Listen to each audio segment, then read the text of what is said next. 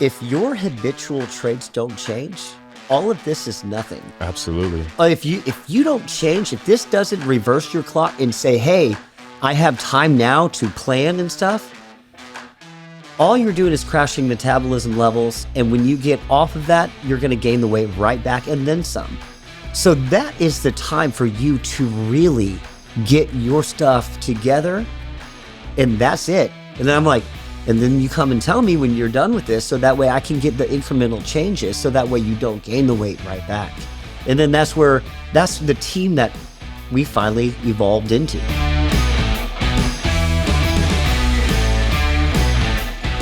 So welcome to another episode of the Hot Box Podcast. Hey, thank you. My man Josh here, Josh Mantooth. Yes, right? Yeah. And I know we met a few years back and became friendly, and you kind of helped me when I first started getting healthy or wanting to get healthy again. Right. And working out, and man, I was pushing a good 250 at the time, and yeah, I'm down to 200 now. This has been maybe what, 2-3 years. Yeah, you look a little taller. Yeah, a little taller. Didn't widen out, just going taller. No, just tall. Yeah, yeah. And I find it very interesting in reading your posts and your education on topics of health, fitness, and mainly a big one with diet, right? Right. I'd say that's probably a big level of your expertise. That's correct. Yeah. Well, maybe you want to explain well, I know you had your business and it was a fitness studio, but and you would break down people's components by their blood work. Right. And that enabled you to say, all right, this is where you're at. Let's start applying this, and this is what should be the result. And many people had come through, I'm sure. And now you're doing something different, but still in the same field, but in a different business. Maybe you'd like to elaborate a little bit. Yeah. I would say in March, I was, I had a storefront. Let me rewind that a little bit, back a little bit. I had a storefront for about 12 years, and it was called One Stop Fitness. And we changed the fitness to health and wellness because we wanted to have the esthetician services. We also wanted to have, the chiropractor. We wanted to have, the medical weight loss specialists that involved. So also the barber, that would all come together and make it some type of major one-stop shop. And, we'd have everything there. Yeah. So we started this huge plan, and it just so happened within the next couple of months, my contract was done after the 12-year. So it was 5 years. I stayed for one more year. So it was about about 11 years that I was over there. It's a good run. Yeah, it was a good run. But I was about a year, month to month with, over there at Castle Junction off of 410 and Jackson Keller. And I got a call from Marty. Marty has a med spa, and it's a really big med spa. And I didn't really realize what I was getting into when she said she wanted me to go and be their clinical nutritionist. Awesome. For their patients. And I was like, well, yeah, I'm going to check it out. And probably, I wasn't planning on moving. Yeah. But when I saw the facility, one, I was floored. And two, it was kind of crazy because they also had like a little fitness facility. We could do like physical therapy, corrective exercises and stuff like that for our patients. And I looked at him. I looked at that and I was like, man, I don't know, man. This seems like I could do it all here. Yeah. And I might as well see if I could give it a try. So I thought about it. 3 months of deciding. And I finally just said, I kind of took the bait. Leaned on. Yeah, really happy that I did. Really. Yeah. Because it just changed whole. Not only financial, but a big part of it is just changed in whole in my entire outlook on what I view health and wellness today. And it's it's pretty cool. We'll talk about that. The balance, I think that's probably the main thing. Growing up as an athlete, it was always it's kind of like it being in the workplace. It's just go, go, go. We got to get this job done, right? Like, and if you're training, and it was evolving as science and education was evolving, right? And I think we've gotten to a point now where the scientific level of things proves a pretty big result, right? That's consistently. And not saying there's not more than one way to skin a cat, because there are alternative methods to gaining health. There's not one set way. There's not one recipe, but there's not one diet. There isn't, right? Right. Yeah, because everyone's built a little different. Yeah, exactly. Your gene pool's a little different. Yeah. You might handle something someone else hasn't. But I guess in my own little evolution, because it was a revisit, it was time off from physical activity to like, okay, I got to figure out what this does or what it does for me. And providing that taught me a lot, even more about myself further, that I was ignoring. Right. And so this evolution of self-care, self-love, and then made me realize, okay, it's not just physical, it's also emotional and mental, and then the third part is spiritual. Our spirit being, the weird things we talk about, or we something touch that on. we can't really see or feel. I mean, you can feel, but you can't really. There's not a lot of explanation beyond it, like scalable, factual data. I get it, and it's a tough area to touch on, because there's so many unknowns, and we have all these different theories and things, right? Which is pretty cool. But I've enjoyed the understanding of the balance of these things, right, and not bringing just high intensity all the time conditioning to working out, because that was what I always did. And I'm like, well, I'm a little older now. My body is, adapting differently to things. Like I mentioned to you earlier, I played basketball this morning. I hadn't played in years, and there's reasons why I don't play. And so now my knees are like, oh man, now we know why you don't play, but I can go play soccer or football and be just fine, Yeah. And it's so the constraints of things change. And I'm like, well, you don't have to go 100 miles an hour to get the result. And I thought it was that way for the longest time, because of when I was in shape, I looked the best. And then realizing, okay, the diet is like probably 80% of this deal. Yeah. Especially for the aesthetic look department. Yeah. So like you gave me a diet plan after doing some blood work, and then, time and places changed, or where I was working out at. Right. And I got healthy, and then I got unhealthy without really knowing. I was deteriorating my health by what I was eating, thinking that I was eating right. Right. And then it took another number of months of revisiting a new diet, and then seeing the result and being like, wow, that actually worked. So sometimes it's hard to figure out what diet it is for you exactly, but I love the way you approach it, because when you look at the blood work, and it was kind of me, it's like, all right, my cholesterol's through the roof. What do I need to do? Right. How do you go about your view on when, like, do you look at specific things? Like, like, all right. I do. Well, I look at, that's an excellent question. First, we look at like the comprehensive metabolic panel, and what that includes is like, it'll include your glucose. It'll include your chloride levels, creatinine. It'll include your carbon dioxide levels. It will include potassium, sometimes phosphorus and stuff, but it'll also include sodium. It'll include AST, which is aspartame aminotransferase. It's a whole around about organ function enzyme, seeing if you can see inflammation. Alanine aminotransferase, which is ALT, is a liver enzyme. Usually, if that's high and nothing else is high, usually they call it non-alcoholic fatty liver disease and stuff. Right. You got bilirubin, which is that high, and then nothing else is alcohol. Then you got alkaline phosphatase, which is APL. So you have a lot of abbreviations, and basically 3 of those are major liver functions and enzymes, and then 1 is basically an overall with kidney. Another one I see is like the estimated Gallagher filtering ratio, which is the kidneys. the kidney, the renal artery function. And so if I see those low, I'm like, well, we're not going to be able to have a whole lot of brown rice. Maybe we'll have, or a whole lot of wild rice. Maybe brown rice will do and stuff. And then I wouldn't put a lot of spinach in there because it carries a lot of oxalates.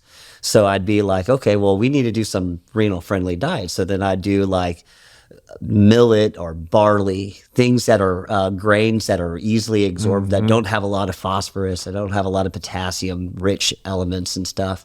And then we could and switch what I would put for spinach like into arugula or baby arugula if it's in season. Different types of arugula, different types of arugulas in season. Different things that I would see, like if alanine aminotransferase ALT is really really high, liver enzyme is really really high. I wouldn't do like beta carotenes. That hepatic portal vein in that liver doesn't like to transfer much when it's like that, so it doesn't really do well. The intestinal vein between that liver and in the large intestine, so it doesn't really work really well as far as receiving the beta carotenes. So vitamin A would not be one of the ways I would start helping the liver. It'd be like a lot more like precursors to nitric oxide that dilate vessels, venules, capillaries, arteries, and veins. So that way we can expand that and get circulation as much as we can. But also later on, they can take the vitamin A because they're a little bit more receptive, because the liver can start working through its neogenesis, glucose neogenesis, and things like that. That would help it function in the way that that is not functioning right now just because of the inflammation. Yeah, how do you go about? So how do I start this? Recommending certain raw foods, right? Like instead of processed foods. Oh, yeah. That's like a huge thing, right? Like, well, yeah, if their chloride levels like really, really high, I would not recommend a whole lot of raw foods just because their pH levels usually indicate a little bit of inflammation. Whether or not it's like microbiome secretions, microbiota secretions, gut flora secretions, intrinsic factor, that's another type of gut secretion. Any type of, gastrointestinal peptides, amylase secretion, all these secretions need to be balanced before that chloride level starts dipping down and stuff. And that just tells me, oh, okay, they got a little bit of IBS. Oh, they got a little bit of acid. When I look at them, like, so you have a little bit of acid reflux, don't you? They're like, how did you know? Well, I mean, of course, chloride levels, this, AST is a little bit. I go, things are not digesting the way they could. And how important is gut health? Oh my goodness, dude! I didn't realize until recently. I started even just adding like is it kombucha or kombucha? I don't know how you pronounce it. I always say it wrong. Cambogia or something like that. Or no, the tea, the fermented tea. Oh yeah, okay. Yeah, all right. But a form of probiotics. Yeah, exactly. And then taking probiotics. Yeah, and I'm like, and then even when you buy, I don't even know the quality of certain probiotics we're buying in capsule forms and gummies and things. I don't know how effective that is, but right. But I just noticed that me adding gut health was like a huge factor. Yeah. Me cutting back on red meats was a huge factor. Me eliminating pretty much all refined sugars was a factor. Right. And so that just increased the rest of all the health. And then you start adding the ways of stress relief, breathing, which I find in the form of running or exercising, and or breathing like a Wim Hof method type, and even doing cold showers, like creating that mental challenge. Yeah, that adrenal shock that sometimes people need. Yeah, man. I think it's norepinephrine spikes are pretty good. I mean, adrenal gland function sparks a little bit of testosterone and stuff. Yeah, that can definitely drive it. But I mean, just realize, I mean, people that do like the intermittent fasting, or if they do like those types of testosterone boosters type things, or just like what we were talking about, just the freezing therapies and stuff. Mm-hmm. Your body's so smart. Yeah, it has angiogenic responses that create homeostasis, which is like your body's natural regulators. So a lot of the things that we do that say, hey, this has a lot to do with your health. This food will do this and this and this and this powder will do this and this and this much, and this therapy will do this and this and this much. We'll just realize there's an androgenic response now that doesn't excite and captivate those cells and those coenzymes for the breakup of the nutraceutical data. And what happens is it just formulates a little wall saying, hey, I did my, I did my thing. Yeah. Now I'm going to kind of plateau a little bit and I'm going to remain at a homeostasis here. Still a little bit higher. It still does a lot of stuff.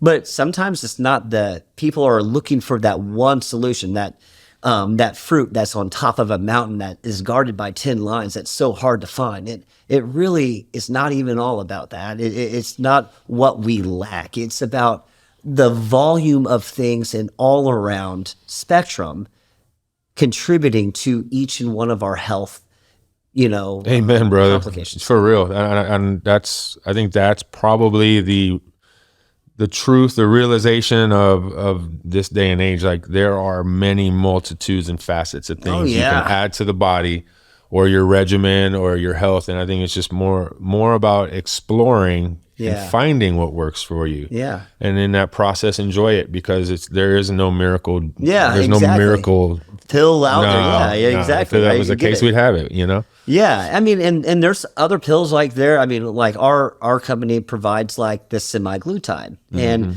it's a glucagon-like peptide that sparks glucagon, confuses leptin, thinking that the sense of you're hungry, activates a little bit of the spleen. But if you have any kind of like pancreatitis or any kind of liver function or thyroid issue, it's not a good candidate. We have other drop-down medication forms. However, I've seen a lot of people lose a ton of weight over that.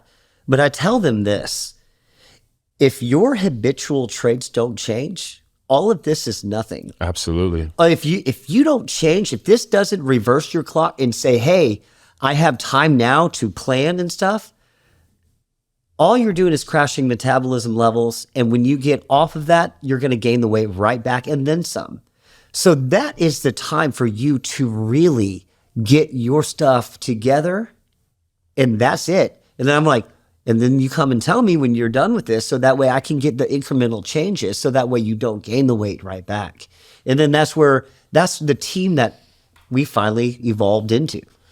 Is it possible to say, I heard some of my buddies send me earlier, it was a video and it was kind of funny, or the guy was like, how long do you think I can go? He's like 6% body fat. Okay. He's like, how long do you think I can go without eating? And the guy's like, no. And he's like, I don't know, 2 days, 7 days. And he goes, I can go 30 days. He goes, how long do you think I can go without water? He said, 48 hours. He goes, I can go 7 days. He says, the theory is that we are addicted to food. We are addicted to sugars. We are addicted to the things we eat. And so really the body can go through a lot longer periods of fasting and repairing doing things without putting just stuff in our body. Right. And which I can kind of understand and agree with. And there's, and I'm not saying for people to go out and do that, because I saw the other guy, what's his name? Cali Muscle, the guy in California. He went he had a heart attack or something of the sort, in that sense, some kind of heart issue. And it scared him into going into a full fruit fast. Oh, okay. Just eating nothing but fruit. Fruitarian. Yeah, I heard that. That's wild. It is wild, but you're just eating watermelon all day. Yeah. But then I could understand how glucose levels could even out, or it could reverse. Now you hear bad stories too, where someone went to a hospital because something wasn't operating right because that's all they were eating. So, when you cut something off, and I'm telling you, and I tell everybody, even with the ketogenic diet, you're cutting off major bits of you're cutting off a major food source that you're used to. Right. And that our endocrine system is actually more prevalent for, and I'm just saying, don't get me wrong, ketogenic diet, they work. You're not going to die. You're not, at least not, in the next several years, from it. But what's optimal? And when I look at like a ketone, I look at when your body goes through a ketone body, that's when fats overwhelm the carbohydrates and now your body goes into a state of ketosis. And what is a ketone? And when your liver starts producing that, ketones are made up of beta hydroxybutyrate, acetylacetate, and acetone. And acetone is about 40% of its molecular integrity. When acetone then breaks off, and it goes through the acetyl-CoA, cis-aconitate, L-glutamate, NADH, all those 9 chemical responses that make up all those non-chemical reactions that make up the Krebs cycle, which occurs in every single cell in our body. Well, 40% of its genetic makeup has been destroyed. So guess what? It doesn't go around that circular event. Now, it's like kind of filling up your car with half water, half gas. We need these elements. So intermittent fasting, extreme wise, reducing carbohydrates or doing nothing but protein. There's a reason why they're macronutrients. There's a reason why they're micronutrients, But I always tell everybody, it's not even about the macronutrients. It's about as irrelevant as the number of rocks in the garden estimating the price of the house. If you can fit your cake in your macros, your liver and your organs and kidneys don't give a crap. They really don't.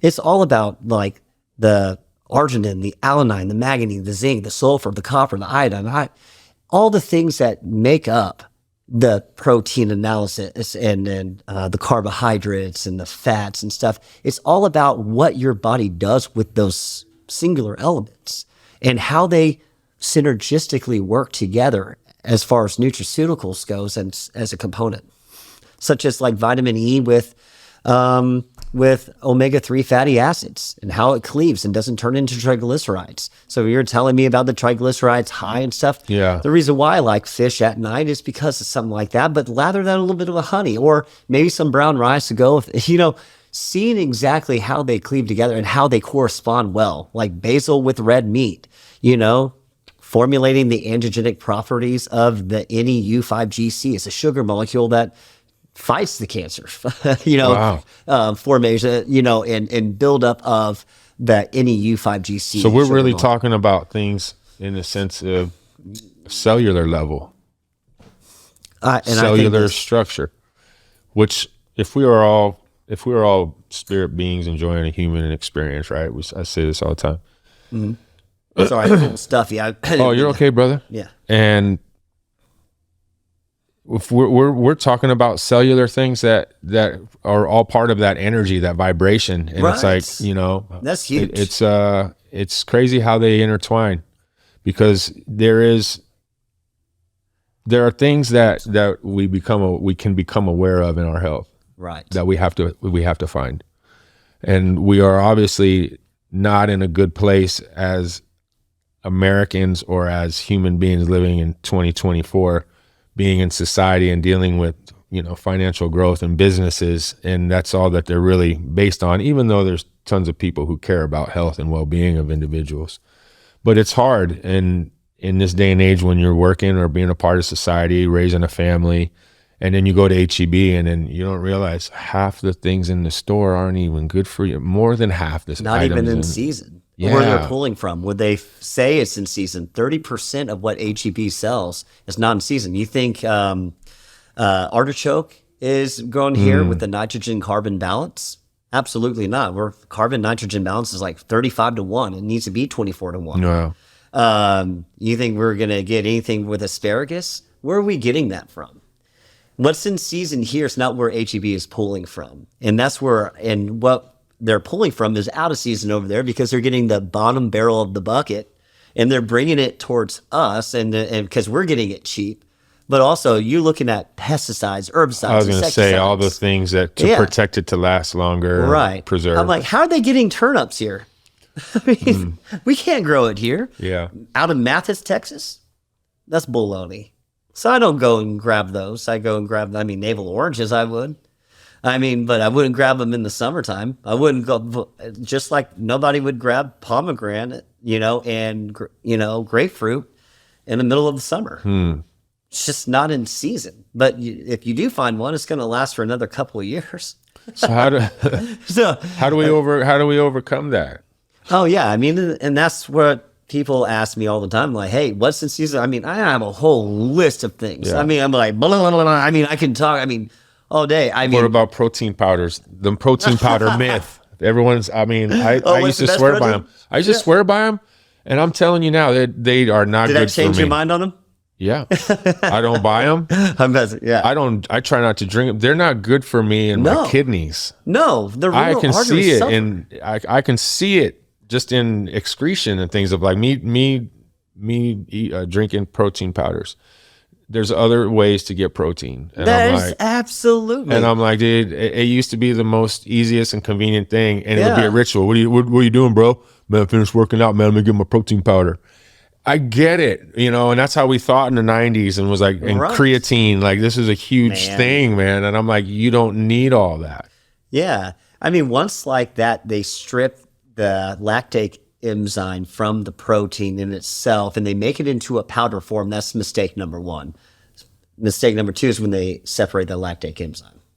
And don't get me started about the plant proteins, because they're full of, they're bad. They're the most worst. They're worse than the regular, than the soy or whey. The way they extract and ferment those, I didn't know that. Not want it. Yeah, sodium bromates, potassium benzoates, potassium nitrates, and nitrites. Wow. Sodium benzoates. And then maltodextrins, caramel colorings, and stuff. You don't think that does anything to our lipid levels? Scathes through our gut and our gut lumen wall, irritates the crud out of it, raises our cholesterol there too. But yeah, the minute that they break down in protein, I mean, that's where now it goes through our gut, or I can say your stomach, and it creates what we call a little chyme. And that chyme is that lumpy substance that our stomach creates, and it has to then go through the duodenum, which is our first part of our intestine. Well, that's exactly when the pancreas should start, releasing its insulin juices, so that way it can engulf and absorb some of these sugars, that are coming from the proteins and coming from there. Okay, their molecules trying to absorb. When it goes down too fast, it's getting Chuck Norrised. It's getting jumped, and it exits right out of the gut. And then guess what? What does it do to our blood lipid levels? If you don't believe me, go and get a glucose monitor and go and have a protein shake. Tell me how it is, even with zero sugar. I believe it. Yeah, and then for many years, and then. I'm a little sensitive to caffeine. Mm-hmm. And as a man now, and I'm 48, I notice a difference in prostate. Yeah. When I consume coffee or I take an energy drink or something like that that's high in caffeine or whatever other junks in these energy drinks, it doesn't react good for me. Like, did you know your prostate specific antigen level? I can't recall this time. Oh, okay. But I mean, everything seemed to be okay. Maybe that could be something that we do next, and we can maybe it's something to look at. I know that. No, I mean like for everybody, for the audience, and I see what you're saying. Yeah. Oh, okay. Because that is a whole nother ball of wax. Oh, okay. Yeah.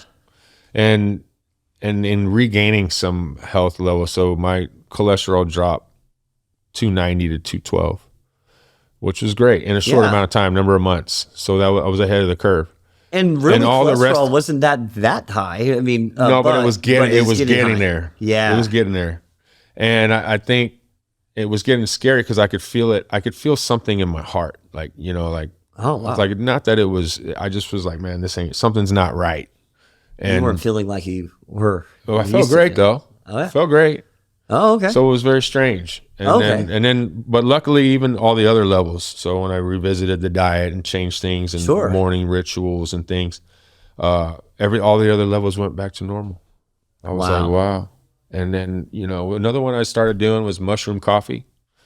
Oh, really that's a real nutrient out there. That's awesome. Yeah, man. They've gotten a pretty good results. I've heard some really good things about it. I have yet really done a whole lot of research to see what they've done to extract some of the information out of but from what I hear, from what I've researched right now, that's been a pretty nice alternative. I think so. I'm definitely on that train. Yeah. I'm definitely on it, and Right. and I'm looking at the products because I'm wondering how are they extracting exactly. this? Like that process is probably just as important as it would be when we talk about protein powders. The next time I'm on here, I'll take a look at it and see what's really going on. You know what? I mean, you got to see that what states it goes through, and then also the chemistry that your body recognizes some of these elements that have done extracting with, and seen if it's oxidatable, and if it's cleaving on different elements that it has. You know, my other question would be, so in the sense of using psychedelics, specifically psilocybin, this has been in my path in the past couple of years. And using it for therapeutic purposes and kind of a holistic approach to mental, emotional, and the spiritual side of things, or at least trying to grasp some type of truth. And if you're looking for some answers, I guess so. In a sense, but you're needing some truth. And I wonder, because I've been reading on some of the research that has going on and hearing stories of people's use with it, whether it be from ancient times to now, but it seems to be a very productive tool. And I'm wondering what it does on a cellular level in the brain. You talk about neurogenesis of rebuilding cells in the brain that you've just been killing off. And that seemed an interesting part to me, because it's almost like, wow, maybe I think also the synaptic response with the gray matter of tissue and mass. I mean, just shortening the wiring. It's interesting because mushrooms, right? Like, who would have thought? And then all of a sudden this mushroom coffee comes out. Now, obviously there's an active ingredient in the psychedelic and psilocybin, which provides a different effect than just normal mushrooms. But knowing that there's all these different varieties, and it seems like nothing but positivity from that group alone. I find it very interesting. Yeah. I mean, you have people that swear by it and that say, hey, if you really want to have some, and whether you're in one state of mind or able to concentrate a little bit more, people reach levels of meditation in different ways. Absolutely. Yeah. You don't need, I tell people it's not like a miracle thing. Right. If anything, it brings you awareness to something. Right. And then it allows you to provide a game plan on how to work towards what it is you are working for. But I know some people swearing by it, and they're like, man, I found some real clarity. It got me through some rough stuff, that I've been dealing with. And now I have an answer. Now I can see if I can solve my problem with that answer. It's like, I hear. I'm not knocking anything like that. Because it's definitely. And you probably hear more about people's personal life than even maybe some therapists. In a way, it is that way because they're sharing things with you, right? And they're coming for help, and not just in the sense of the vanity side or the beauty side. There's another side, people's lives that I know they open up with you. Yeah, some not so great things that I didn't need to know, and then there's some things that but then you're thankful for them spilling out everything that they have and confiding in you to keep that information safe, like a vault. And I've seen some. I've heard some crazy stories and not so good things that I wouldn't even tell anybody else. But it's trapped, and in per client confidentiality. And, you never really can. I think part of this podcast is about. But it helps me help them more. Yeah, because people need to. You need to find out what they're going through. Absolutely. I think we should share. I think that's part of me, and being honest or vulnerable enough to share my experiences or my stories or all the trials and tribulations, all the hardships, all the pain, I think it's important, especially as men, because we grew up, we don't talk about these things. Nah, we're trained not to. And now you see more people opening up, because I think the truth is getting exposed, because people are communicating much more quickly through the phones and things. Right. So the truth gets exposed on how someone was acting or reacting, or their behavioral issues or their addiction issues. And then it exposes more of the problems. And so now guys, I think, are more open to talk about personal issues. Well, yeah, it used to be if you talked a lot, you're considered that was more a feminine type of react. Yeah. And feminine. Yeah. Yeah. Because the women were the gossipers. Yeah. And we were trained not to bury our feelings, there. Yeah. But we see these, prize fighters, being able to talk about their depression and to open up. Have you ever had to face any adversity like that while still trying to help others in what you do work wise, or have you always found a pretty good foundation to be able to work from? Well, I wasn't in a good place a while back ago. I'm telling you, when Bally shut down. They were shutting down before I was a trainer over there. Mm-hmm. And, as I was getting my nutritional license and stuff, I was looking, at making ends meet. So I was working at gyms. And then I saw that they were going into chapter 13, which wasn't necessarily chapter 11, but chapter 13 means they're refinancing, restructuring types of deals and stuff. So that way they can maintain, and they don't have to go to chapter 11 or file for it. And that'd be a ultimate bankruptcy. And then, then I went to AVA Fitness. They shut down within 6 months. Oh, wow. Thinking that I was safe because, it wasn't. And then I went back to Bally's and I was like, well, they're still here, so let's, I guess that was all. And before it, I was, the fitness manager, we're working on a deal with Dr. David Porter and his clients to do some physical therapy in our stuff. So we were working on this big deal, and then all of a sudden Blast Fitness takes over, shuts down Bally's. Bally's sold out, and I didn't have a physician. And I had a family of 4 at the time and about to be 5. And I was like, I couldn't do this. So I'm tired of gyms shutting down. So I started doing it on my own. And then, 6 months later, I signed the contract with Castle Junction, and it was, seemed to be the right thing to do, but I didn't know how to get anybody in the doors. And so quickly I started, scrounging around for change, and, I opened it up with 37 cents, and so to my name. And I was like, how am I going to get this money? And I'm going broke. Pretty soon, we got kicked out of our apartments because we couldn't pay the rent. So guess what? We had to go and live in our studio office. All wow. 4. Can you imagine 5 people in a 12 by 12 room? Okay, 12 by 12 room, and then I'm having to act like everything's good. Everything's good.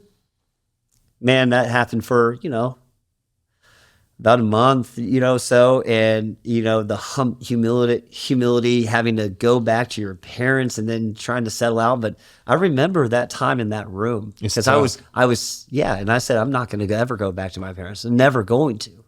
But all of a sudden, everybody was asking me, well, how do I help? How much money do you need to get yourself out? I'm like, no amount of money is going to help me. If I can't get people through the doors, no amount of money is going to help me. I can win the lottery right now and nothing's going to help me. I can't get the foot traffic in. But December the 17th, I put out a before and after pic of one of my best clients, and 17, 18 people, on the 17th, in the month of December decided to sign up. No one was reading any of my lectures or anything all my great research that I thought was awesome. No, they like the before and after. You know why? People don't get on Facebook to read. And of course, how simple was that to change that entire aspect? So from there, I said, do you believe landlord? Everything? I don't think I need. Yeah, it was. You think everything happens for a reason? Yeah, man. We were praying to get out of that situation, and amen, is a big. And I thank Jesus Christ that he got me out, and he was the shepherd that led me. And thank God that happened, because if And I'm pretty sure that everybody has had way better stories than I did. This is just me. I've heard of way better stories. This was just mine. And I had to face that type of adversity real early on. And then we signed a lease, and then we signed this. And I wouldn't diminish that, the power of that, brother. Like, you know, we go through things, like, it's worthy. I think it's worthy you share that. It's worthy that, thank you, that you did feel that humble or humility or that sense of love, or how we get through these tough times. Like, and I've put myself through numerous of them. I've battled battles. I'm like, why am I doing this? Like, and then things just kind of work out. Weird. It is. And then you're asking me, you know, yeah, do you think things happen for a reason? And I think they do. Yeah, I think so as well. In some weird way, it's like there's two ends of the spectrum. Nothing made me more happy than to call Matt up and say, hey, I don't need to return you the keys. I think I can do it. Wow. And I think they were really happy too. And and here you are. Yeah. Here you are, brother. I mean, that was, again, that was 11 years ago. Yeah. Yeah. That was, facing that type of conflict early really made a man out of me. It built character. It just, because you never know how you're going to respond when your back is to the wall. And I at least tried and made an effort to do it. So, it's not over yet kind of mentality. There's always hope. We shouldn't have to. Hope. Yeah, and I shouldn't have let it go that far, thinking that everything was going to be hunky dory. Everything, my hard work and efforts were going to just pay off. Man, this is business. There's some tough dudes out there. There's some great competition out there. What makes you different? And you got to expose it. Yeah. So, we talk about health or death or people's life. Or watch your mic. Oh, we're live. Yeah. Okay. Yeah. And people's choices on wanting to know their health or not, or how they apply themselves to health. Right. I find it interesting because in theory, you make your choices at the end of the day, right? Right. Regardless if it's good or bad. I haven't even touched on the topic of alcohol, right? Because we've had a couple of conversations about that. And in the past couple of years, I really wanted to understand it more scientifically, physically, emotionally, what it does, and really come up with a theory or consensus of where my relationship is with it, because I've been drinking for 30 years and I've taken breaks, and then I'm like, oh, I'm going to stop altogether. Right. And I'm like, dude, just drink. Like, you drink, you don't drink, but you have to make your own decision in what you're good with, just like it is with sweets or an addictive issue to sugars and food, or on an extreme level on hardcore drugs or something that's totally different. But I built a consensus that I'm good with, but it's relative because it's taken so much from me in ways in life. And so you would think it would be an enemy. Like, I want to fight this. Like, I want to destroy this.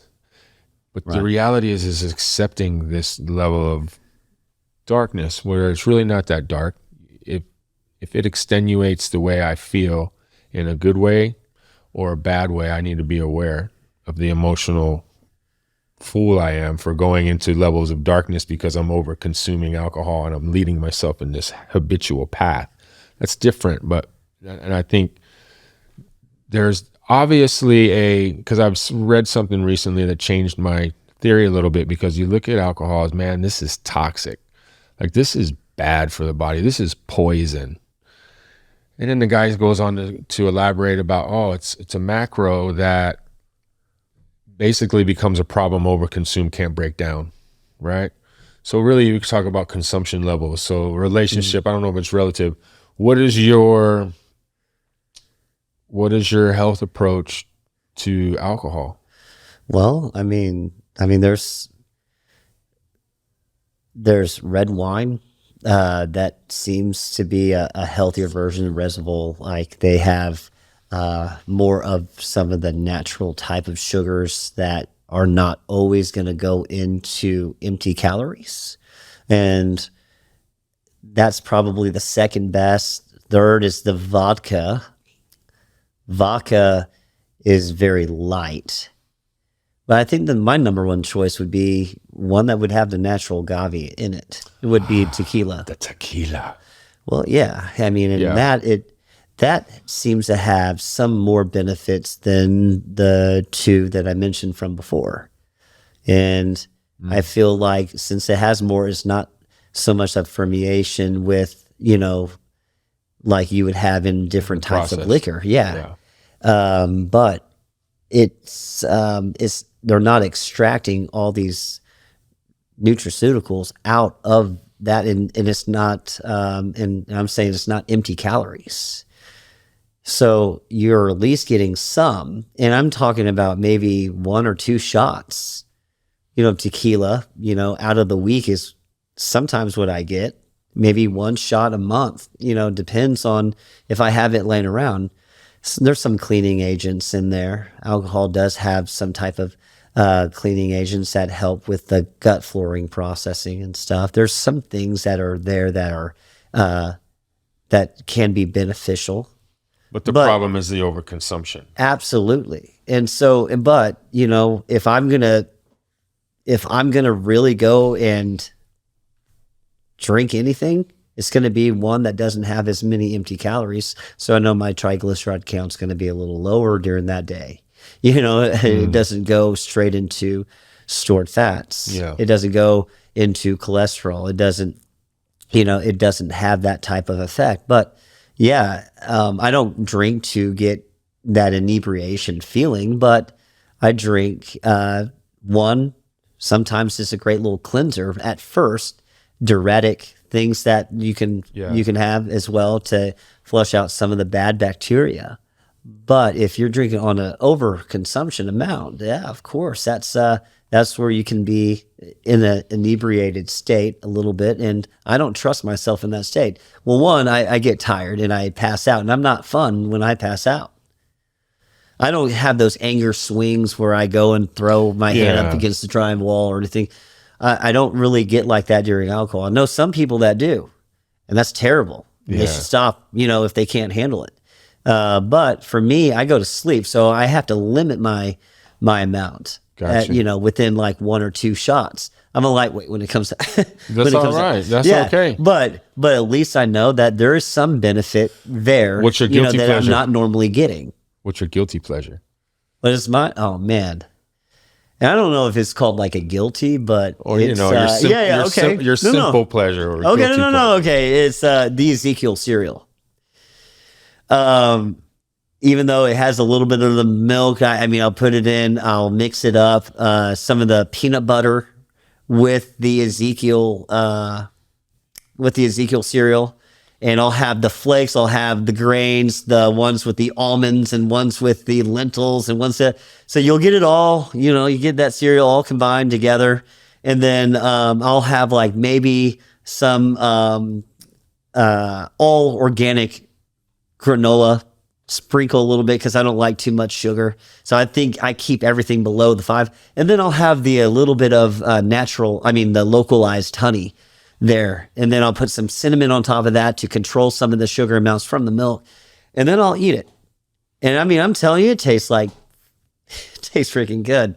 Makes me go back to a childhood state almost. Oh, that's cool, man. Yeah, but yeah, I don't really normally cheat, but when I do, it's a forced cheat. And this is where I feel like I'm not relatable though to a lot of the people who do cheat like quite often. You stay on a strict regimen. Yes, I do. Yeah. But I force myself. I can eat a whole pizza, a whole Pizza Hut pizza deep pan. Yeah. I can eat it all. Love You know what? pizza. I love that. That is, if there's one thing I will cheat on once every year or 6 months, that'll be that. And I don't feel guilty about it. No, I wouldn't. How could you? No, I wouldn't feel guilty. Yeah. Everybody's like, how are could you? That's super disciplined. And I won't even get sick from it. Like it'd be like, oh, I got that out of the way.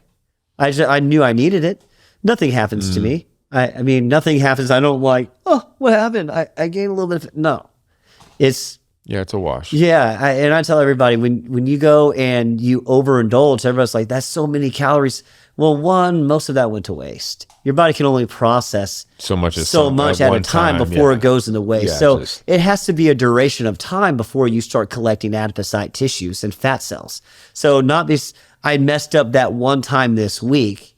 No, your body doesn't handle that. It can only process so much. The rest goes to waste. So if you had 12,000 calories in a day, it's not like you're going to gain, 4 pounds of fat, like because 3,500 calories equals a, pound, but it's not even that. It goes to waste. So you probably would only gain maybe a couple of ounces max. And that's because of the water retention. What kind of, do you like supplements or no vitamins or anything like that? Nah, my vitamins are through my fruits and my vegetables, but I make sure they're in season, and I make sure that they're all free of pesticides, herbicides, and insecticides. Should people be buying all those things, all these extra vitamins and things if they're not getting it in their fruits or something? I'm just saying that it takes a while. Once it goes down into your stomach, creates like a little chime. We have yet to have a successful, vitamin that we could time on a nutraceutical level data process to disperse properly in the right amount of timing for it to be delegated properly into the matrix of the mitochondria of a muscle cell, which is a catalyst for synchronization of organic molecules, stored fat and waste. Glycogen storage being in that mitochondria. So you think most of it just flushes through? I think a lot of it does. And that's because, and our body reaches that homeostasis to where we don't break it up in time to receive the nutraceutical benefit. And so everybody's saying, which is the best protein powder? Which is the best? I go, your body can't break that up. So no matter what is on that labeling, it goes down into simplistic sugars. And most of that, 25% of that, will go into your glycogen storage, but about maybe, and I'm saying maybe, if you're lucky, 55% of it will go to waste, if not a lot more. And I promise you that.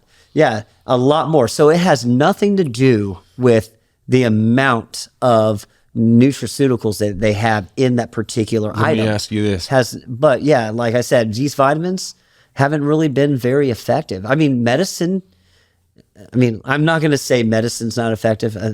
If we were, well, especially in a sense of emergency or like virus or you're like, man, give me that. Yeah. I mean, okay, so ever since antibiotics or penicillin, we'd be living till we're 40, but that's still a natural element from a mud pie from a tropical rainforest that they extract a bacteria that actually helps you. But there's natural antibiotics out there. How do you feel bamboo about extract, name we want? It's just this is kind of off topic, but in the sense of healing, right? Like not just physical healing, emotional, spiritual, if you want to add that, but what the energy healing of some sort, like is that you see like Reiki healing and like people using hands and energy and crystals and stuff. I'm not going to. How does someone as educated as yourself and have such, really scientific view on things, how do you view something like that? I'm definitely not going to pretend like I understand, but I know God gives certain people gifts. Amen. And if they use it to their advantage, that might help. I'm going to say that there's some energy out there that we cannot explain or definitely gauge the information and put it into a collectible range of data that we could really comprehend. I feel like that there's some things and benefits out there that are not involving. You think science will get there? I think that we're learning on like a electromagnetic wave that have impulses due to our system, due to our cardiovascular response, myocardial response with the domosomes, with gap junctions in our hearts. I think that there's some things out there that we cannot explain right now, but there's definitely research. One, for people with high blood pressure, anybody that's listening right now, if you have high blood pressure, go outside to a park around a lot of trees. And I want you to walk for about an hour. Okay? Breathe in every bit. I know it sounds totally hippie-like. I swear it does. But trees release an element called phenocides. Phenocides are antibacterial, antifungal chemicals that fight from insects so it doesn't penetrate through the bark. They've brown patch disease, droughts. But when we breathe in these chemicals, it raises our NK cells. Therefore, our precursors, nitric oxide that dilates vessels, venules, capillaries, arteries, and veins, go into a state of more of a hypertrophy level and help get as much NK cells to our anatomy to allow the blood pressure to make the divot that it needs. So I guarantee you, if you plant a lot, now this occurs in every single plant. If you have high blood pressure, plant. Yeah. Bring plants in the house. Get little trees inside the house. Get plants. Go outside. Walk around the trees. And I'm not, like I said, I'm not trying to be heavy all about it. No, it's cool. But these phenocides, phenocides are excellent for us. And there's a reason why they had it forest bathing back then. It's raises it NK cells, natural kill cells. They do a lot more than just divot and lower our blood pressure. And the one I care about is the diastolic blood pressure, which seems to have more an effect with the NK cell killer cells. Wow. The bottom one. I felt a unique part of my healing. So I went through, it's 2 years ago to the day today. Weird enough, we're sitting here. I think I told you earlier, my father's in the hospital. My dad's in the hospital. He's not doing well with, I don't want to put all his business out there, but I'm walking into the same hospital that my lady passed away 2 years to the day. And I've been in this hospital a couple other times, and it's just like. Which hospital is it? Methodist. Okay. Good hospital system, good people. But right. I just find it's interesting because in the grieving process, which you think you have a hold of, you think, all right, look, I'm grieving. I'll put this in the back of my head, decompartmentalize it, whatever. I'll be strong. I'm going to fight tomorrow. I'm going to go to work and everything. And dude, there's just times you can't control the frequency of how often it returns. You notice almost a pattern. Right. And it'll diminish over what? Time. Time's a motherfucker, I call it, because time puts space between the memory, and you can access the memory at any time. And you can deal with this feeling of loss, or this feeling of love, especially when you get a tragic situation and you don't get to say goodbye, or it just happens, and you're like, what just happened? And you're in shock, and you go into this process of grief, which I, started reading on, but then I went through this healing process at the same time. And then I'm placed in nature. I live out in the country. And, that's beautiful. And I tell you what, man, there's a certain level of peace that was gifted to me. Maybe it being in short intervals, but it's a recognition to what that is. Now, you have things that happen in your life on a daily basis that throw you out of that zone. You have things that trigger you. You have memories, you have maybe the grief comes back to visit. At some point you pass grief because you get to a level of acceptance, which they say is the last stage. But in nature, and maybe it is, and I say the same, man, people are going to think I sound crazy. Yeah. People are going to think I'm some hippie. People think, man, not anymore. He did some shrooms and now this dude's all whacked out, and I'm like, that's not the case at all. Yeah. But a recognition of it's okay to be crazy. Yeah. And if you think that, then by all means think that. I'm not until I open up a little bit more, People will be like, wow, that dude is out there. And I don't see it that way. I know I don't, because what am I worried about? Why am I worried about what someone else thinks? Right. And it hits on the coming from a place of fear. And we don't want to live in a place of fear, because you'll never really truly grow. You'll never spend that time with your family being humbled and getting through a very hard process to reach the level of success if you lived in fear. So I think to Excellent hit on point. your point is, man, yeah, even if you don't have high pleasure, go get in nature and go be around the trees and breathe in that and breathe in all the goodness and catch the energy from the earth. And as crazy as it sounds, you know, it's funny because me and my wife started doing like I'm not trying to sunbathe, but I know I need the UVA and UVB lighting to penetrate to my organs to get my correct forms of vitamin D, but she's actually really low. So we have a trampoline in our backyard for the kids mainly, but we'll go and sit there and we'll lay there. Brother, I'm telling you. And I'm like, you know, but it feels so good, especially in the wintertime. You're just out there a little bit. The cool breeze. Yeah. I mean, about 20, I go, and to anybody that's low on vitamin D, let me give you another point. You know, the way the earth axis shifted this time of year, you know, of course. So there's like a line between San Francisco and Washington, D.C., kind of like that doesn't get a high amount of vitamin D. So up north doesn't get it as much. But since we're in Texas, we don't have to spend that much time out in the sun. I say we get about 20,000 IUs from 15 minutes of direct sunlight. I know people are all scared about skin cancer, especially as white folks. You know, tell me about it, brother. But however, though, 20 minutes, 10 minutes, it's not going to get you there for most people. Maybe with someone with lupus, I would say get 2 minutes in, 2 minutes in, 2 minutes in. But getting about 20,000 IUs from about 15 minutes is beneficial. Oh my goodness, international. So I would do. Well, I mean, it's really it's really about 8,000 with the winter. But I'm just saying that I mean, and I'm sure y'all do this at your spot, right? Y'all do vitamin D. Yeah, we do. No. Is it part of the TR? Is it associated with TRT? Well, we have a physician that will go over and prescribe them from the outsource, but we don't prescribe the vitamin D. And then I always tell everybody injection, just right? get the natural sunlight. You know? Yeah, absolutely. What does the iguana know that we don't, right? Yeah. And I did that. Turtle know, right? I did that last year. Laid out more in the sun outside. Yeah, and man, I stopped taking the injection. Right, because he's like, dude, you're through the roof with it. Like, that's great. Right, and I noticed this, and then it's like what it does for your mental too. Oh my gosh, it's a big thing. So the days when it's gloomy, like I notice, like it's half the reason I don't move back to England.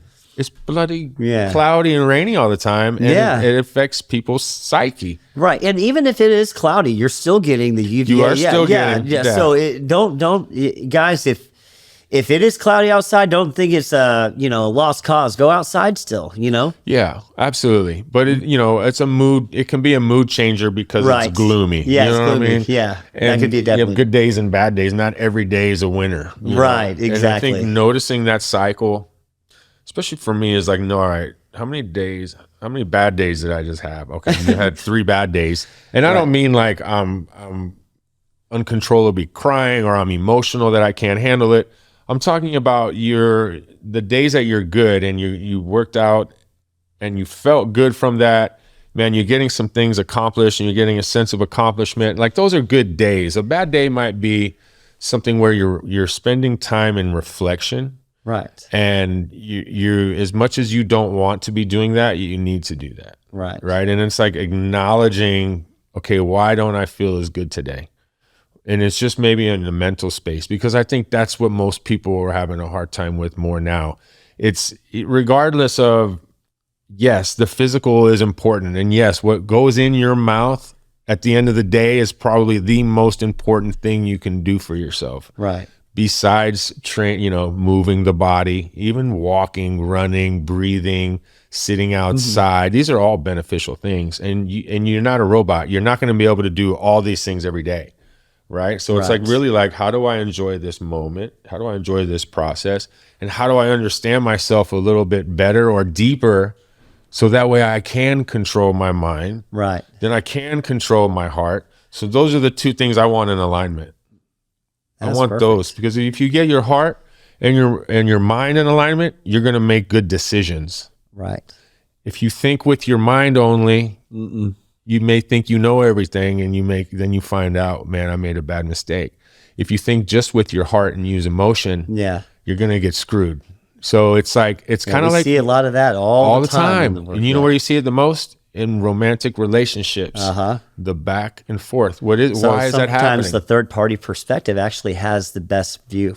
Absolutely, an outside view. Oh yeah, because you're not realizing you're making emotional decisions, which is the hard, and then you're trying to make a rational decision. I can't be with you. This is ridiculous.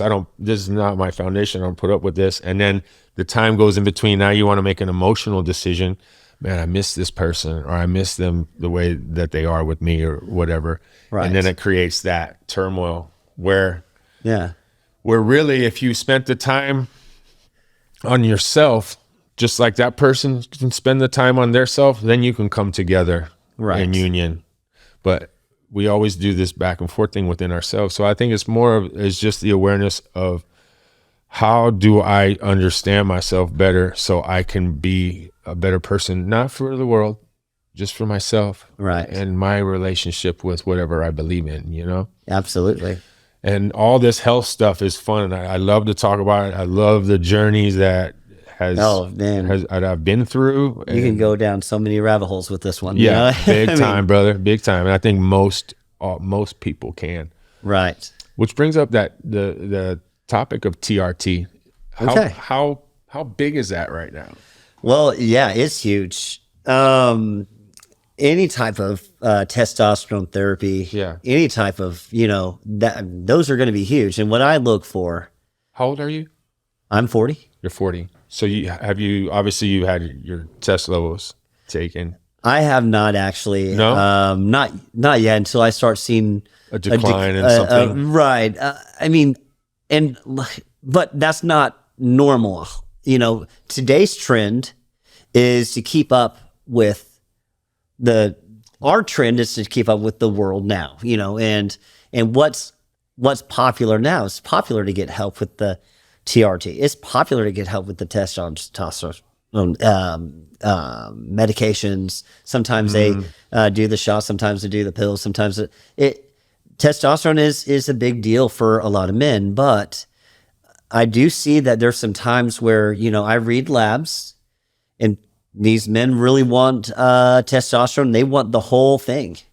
They want the whole knit caboodle. And fountain of youth. Yeah. And so that's what I call it. And what I look for, is like the luteinizing hormone 1 with the dihydroepiandrosterone, which is the testy things. And if I see that LH is, normal or high, and the DHEA is a little bit low, something happened at birth, or maybe they got racked, or maybe something is not, or maybe it got twisted and stuff, and it's not producing the amount of testosterone. So then we'll go and, say, hey, let's go right there. Sometimes. Physical damage, like you said, being hit traumatically. That's correct. Can cause issues for testosterone growth later. Well, yeah. And that explains a lot for me then. Yeah. No. And then there's some times where hematocrit is really, really high, or prothrombin time is really, really high on their charts. And it could lead to it could lead to a stroke. It could lead to clotting effects, meaning that albumin levels hold on to testosterone. And if hematocrit's too dense, in the element right there, it's not allowing the testosterone to fully release, bond, and go to the matrix of that mitochondria, the muscle cell. And then what happens is it could actually densify your blood as well too, but not only just reject and go into estrogen. See, there's a big time where if you're not healthy enough, if your sex hormone binding globin is really high, that's where it's basically a reserve of testosterone that you could potentially have that you're not really tapping on the window of, and it's not opening up the door just yet. But if the sex hormone binding globin is high and your free testosterone levels are low, means that something else is going on that we need to figure out. And therefore, I look at the PSA, prostate specific antigen, and I look at the liver, see what those are, because sometimes it's about those, because if they're high, if their inflammation's high, the alpha 5 reductase enzyme doesn't intercept DHT. DHT is dihydrotestosterone. And what happens with that is DHT then inhibits testosterone and then takes it from the follicle stimulating hormone, which causes people to lose their hair and grow more of the body hair and stuff like that.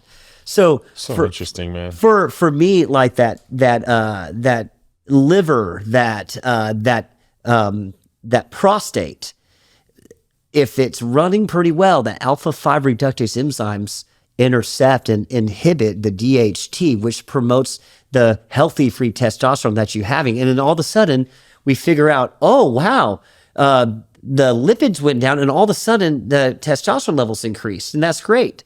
And that's awesome. So now sex hormone binding globin isn't high. It's actually at a normal because it actually let out that window that you were knocking on. And now you're having the free testosterone course through that anatomy. So sometimes, and I say this, and I tell everybody this, sometimes less is more.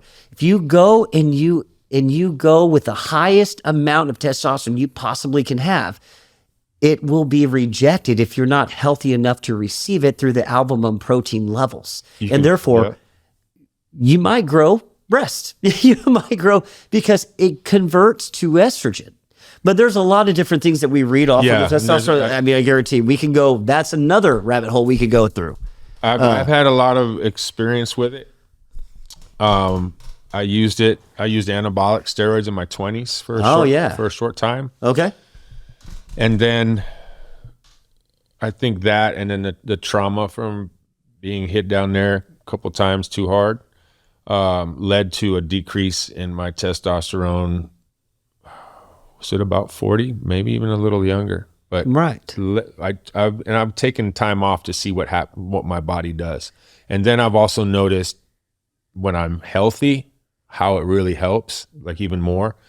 I think it's just positive all around, but I've learned more from it and being on it for long periods of time. And again, for healthy levels, not for excessive levels, because it does make the difference. But when the last time that I took a break from it and it went down to it was below 200, but I still felt great. Okay. It was strange. It's like your body was then, it adapted to that. And then it's like, okay, now you're low. Then I went back on for another couple of years and I took a break. When I took the break and I was healthier, it only dropped to about 500.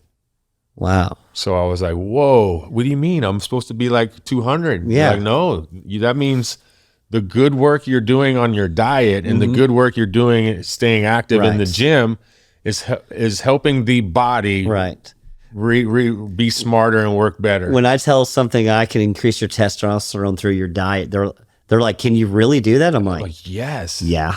So we've talked a lot on health, testosterone, and really kind of evaluation of one's health or one's mental or one's spirit.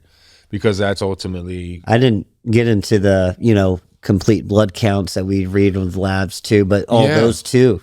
Yeah. So what services, what's the name of the business? It is called Evolve Medical Group. And I am actually building a fitness facility right off to the side of it. That's so cool. As their, but right now I'm their clinical nutritionist. What's your favorite before and after story? Oh my gosh! After all these years now, right? So there's probably a couple that come to mind. I'm sure. Man, I mean, I know you see a lot of when I post. Yeah, befores and afters. Probably the most life-changing one would be the guy I worked with was Josh Blackburn, who lost 298 pounds. That was so significant to him because he moved differently.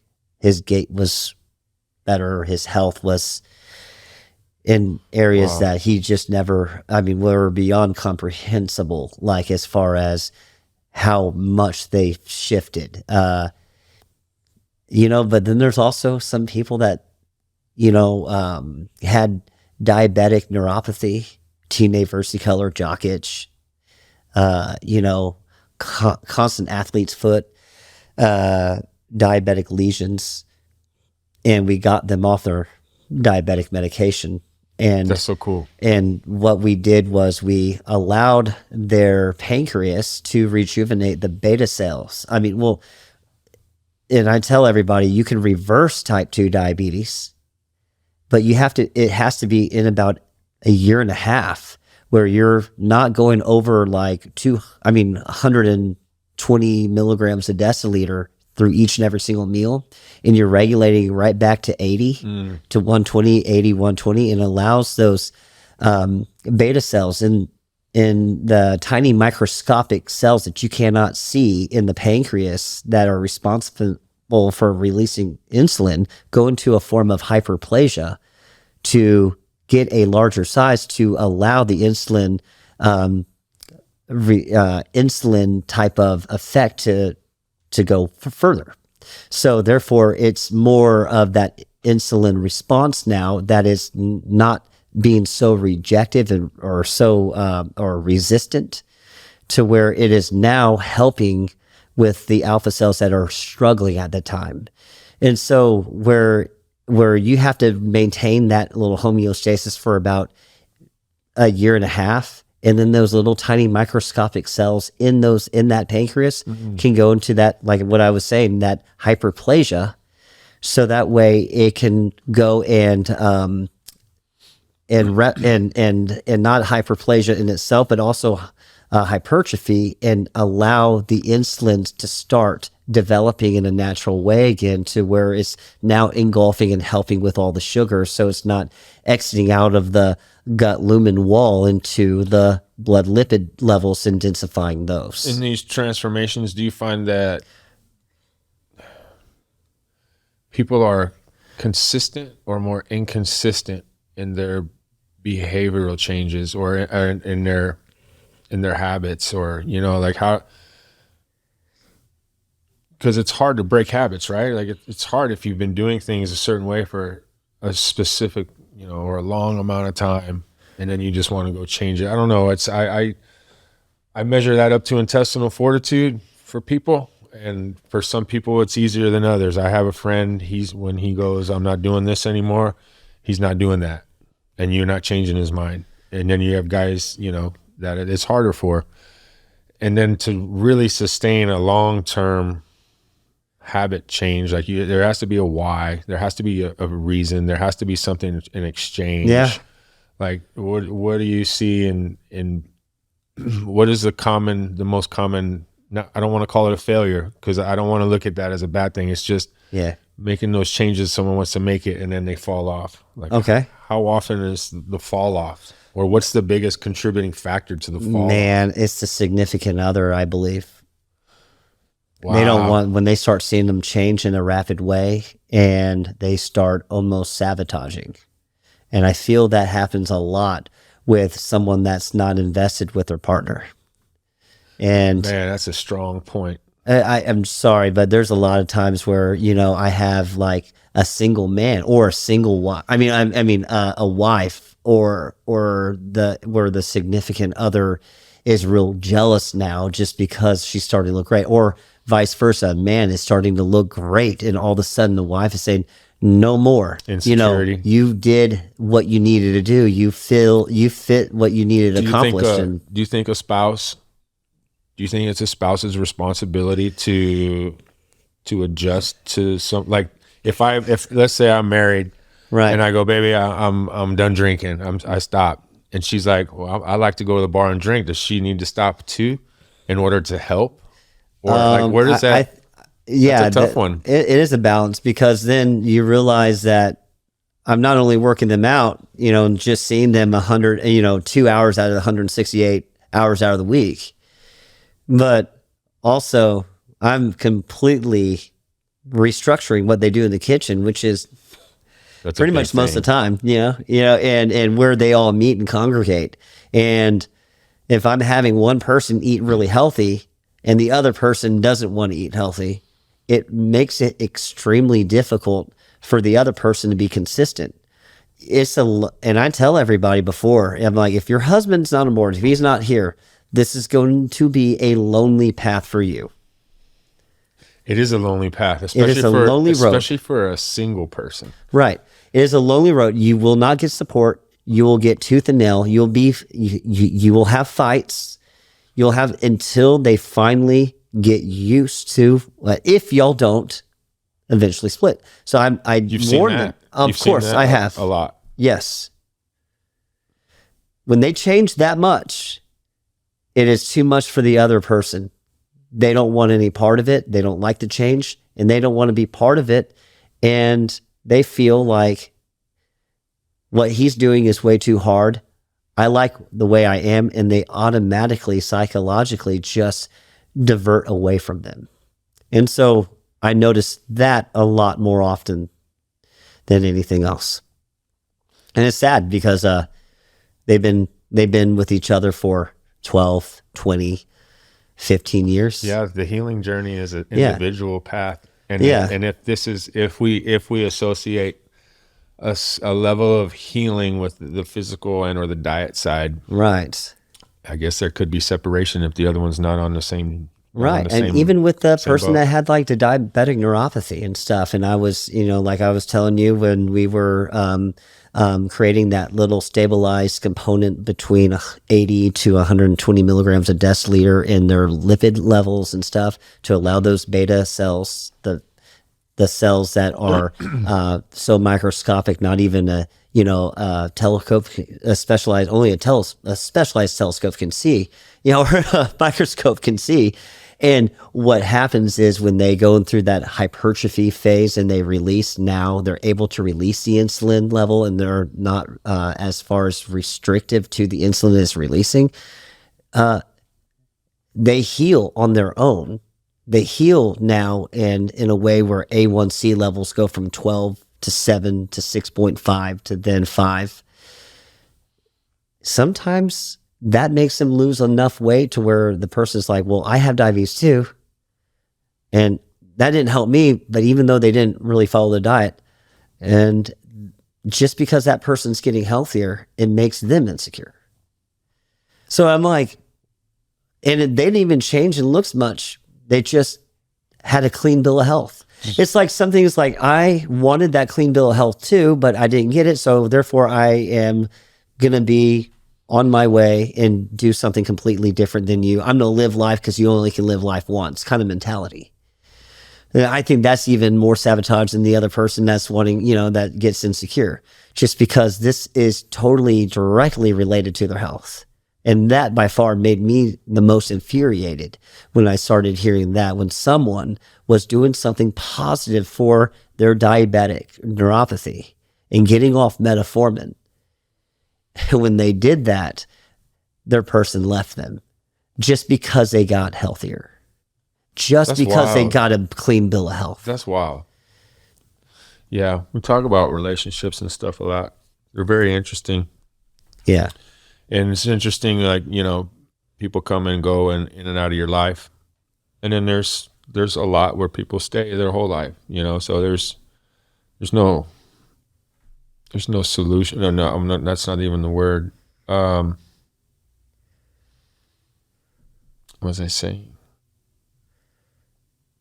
It's hard. It's just hard for people to do things together under all of the conditions and constraints life is offering us right this day and age, compared to the natural family setting in we'll say the 40s and 50s, where, it's wife's at home, husband goes to work, the dynamic set, eat dinner, and that was it. The evolution, right, and since technology has changed the human interaction and experience altogether, to where we're talking about really, really defined scientific things right now that we know directly affect right our lives, and we still have free choice and free will to make decisions that ultimately affect our lives. Right. Pretty cool stuff, man. So where do people find you? Well, they can find me over off of 8721 Botts Lane. We're off of 410 in Broadway, right behind the airport. And they can ask for Josh. They can also contact me on my Facebook, Josh J. Mantooth. Or they could also contact me on my through text. I have if anybody has any kind of questions about their labs, about reading, if you want me to kind of read them over for you, tell you where you're at, it's 210-251-1222, or just reach me at onestopfitnessllc@gmail.com. It's good stuff, man. I really enjoy this conversation and the in-depth look at things and health. I thought you were the perfect person to call, man, after all these number of years. Hey, I know. Like, man. I mean, I'm one, and I just want to make this clear. I'm honored to be on your show. And man, I really appreciate you allowing me to have a chance to be here and talk about, people need to hear you, man. They need to hear you. No, I appreciate it. They need to hear you. They need, I know different avenues in that when we put it out in public, even if one person, two people call you or reach out to you, like that's helping, like that has impact. Yes. And I think that if we do even more, I mean, there's a lot of things we could, we could really, I mean, I think we just kind of scratched the surface today, but I mean, there's so much. We need to find one that we can get signed up for a before and after. That's willing to commit to something. Who will do that with me? Yes. Cause it's fun. I feel privileged, humbled, and honored that I've been able to apply myself in physical realms, put on certain regimens, go through certain trainings, go through, hard times, injuries, and still be able to do what I do. Well, you look great. I mean, you really are developed. You have a great muscle definition. You have good muscle maturity. You remember when I first saw you? For us being 6'4", what? 6'5", 6'4"? Yeah, 6'5". Yeah, you look taller because you lost weight too. Yeah. When I first saw you, I was not that I was in horrible condition, I was like death was on my doorstep, but it was definitely, and it's one of those things that I had a person saying, "Who's that athlete that just walked in?" And I'm like, "Oh, this is a guy I met on Facebook.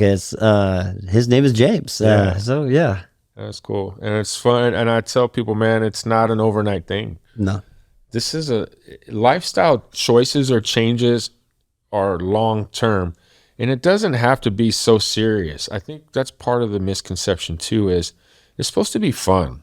You're supposed to enjoy the process. Like going to the gym. If going to the gym every day and doing the same machines like that.